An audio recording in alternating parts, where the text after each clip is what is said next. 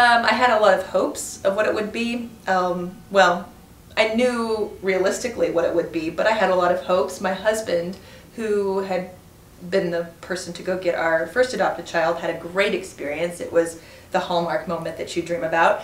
I didn't feel like I was going to have that moment, and sure enough, it didn't really work out that way. It was scary. We were all terrified. My kids had little use for me, and they didn't know who this woman who just landed, you know, there to come take them away, who she thought she was. And they had no use for anything that I told them or said, or and it was a real struggle the entire time we were in Ethiopia. And they did not like me very much, and to be perfectly honest, at the time I didn't like them very much.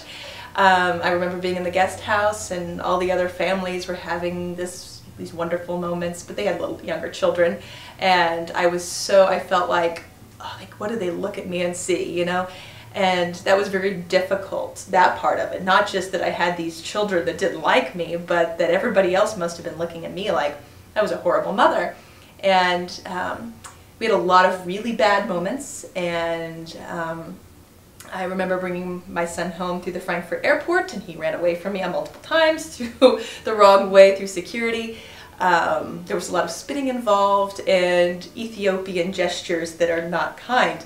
And you know, as awful as it was for me and for my children, we sit back now and we laugh together about the fear we all felt. The first time they heard me say that I was scared was really therapeutic for them, because they didn't realize that I was experiencing that too.